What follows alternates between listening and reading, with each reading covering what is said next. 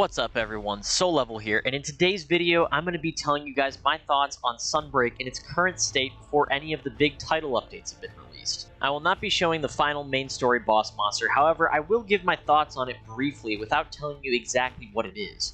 Any monsters shown in the trailers are ones that I will potentially show, so if you want to hop into Sunbreak without any knowledge of which monsters are in the game, I suggest clicking off this video and coming back after you've played through the game. But with that disclaimer said, let's get into it.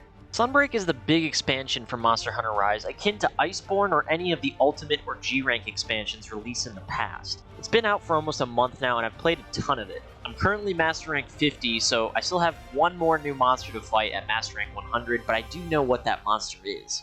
I'm just gonna say it guys, Sunbreak is absolutely amazing. This is definitely some peak Monster Hunter right here, and it's only going to get better and better with each of the new title updates.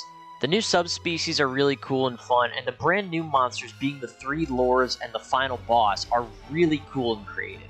Garangolm looks like a colossi from Shadow of the Colossus and uses his elemental forearms to pummel you and launch himself into the air. Lunagaron has easily become one of my favorite fanged wyverns with its lycanthrope transformation, fighting on its hind legs. And Malzeno, oh my gosh, Malzeno is such a great flagship monster. Capcom used the Dracula aesthetic perfectly, and the Western monster aesthetic in general, with Garangolm as Frankenstein's monster, Lunagaron as a werewolf, Malzeno as Dracula, and the final main story boss was inspired by another classical Western monster. But back to Malzeno, he's just such a fun fight, and his gear is super cool looking as well. A big thing that makes Malzeno great is that he takes a page out of Gore Magala's book and has lasting effects on the ecosystem that ties directly into the endgame. On the topic of the endgame, yes, Sunbreak actually has an endgame. Perhaps one of the best endgames in the series, might I add.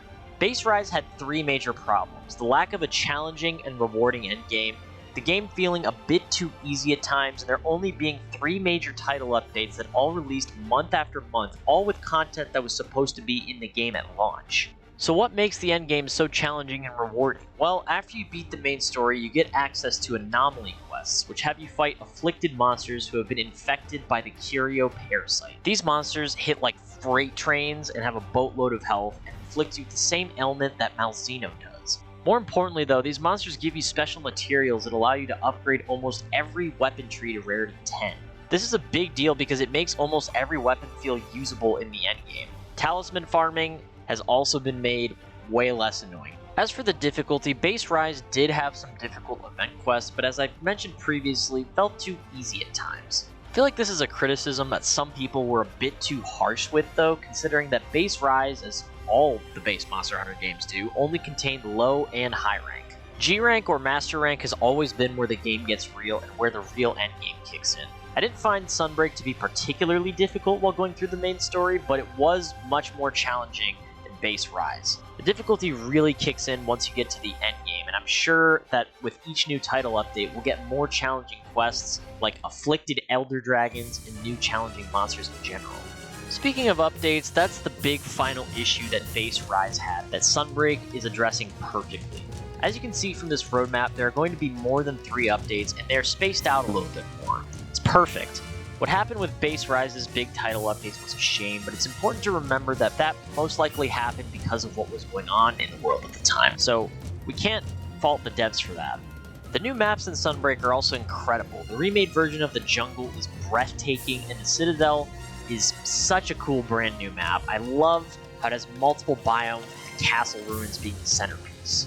Follower quests replace rampage quests and are way more fun and rewarding than rampages. Speaking of follower quests, I really like the new characters who reside at Elgato Outpost. Gallius, Fiorane, Chiche, they're all great. Anyways, the returning monsters are all amazing choices. The 2 crabs, while not my favorites, are nice to see back. So Regios, Astalos, Espinas, which is a huge deal because Espinas is the flagship monster of the spin-off game Monster Hunter Frontier, and this is the 2nd time that a monster from a spin-off game has made it into the main series.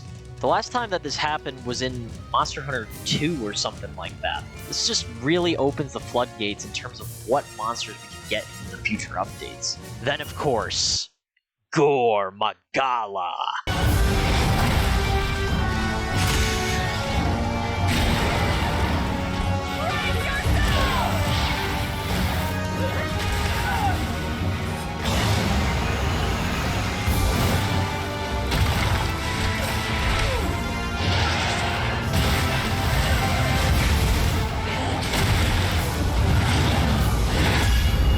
Like I said in my previous video, I wanted to scream when I saw that Gore Magala was coming back. Not only is Gore my favorite flagship monster, it's also my favorite monster, period.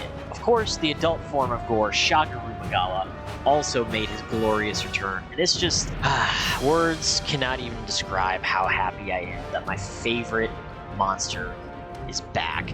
And as soon as I saw that Gore was back, I knew that Sunbreak was going to be special.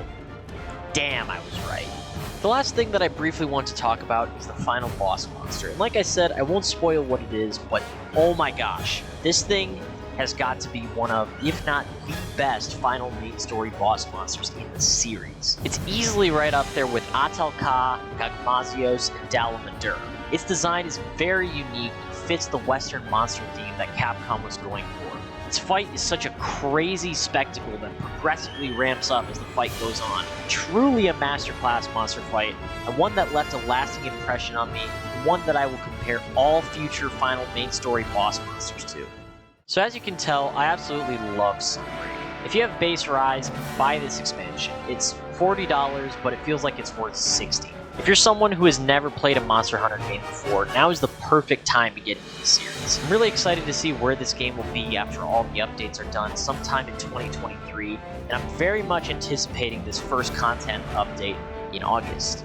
If you're playing Sunbreak, what do you think about it? Was there something that I forgot to mention in this video? Let me know in the comments below. Alright, that's going to be all for today. I'll see you guys next time.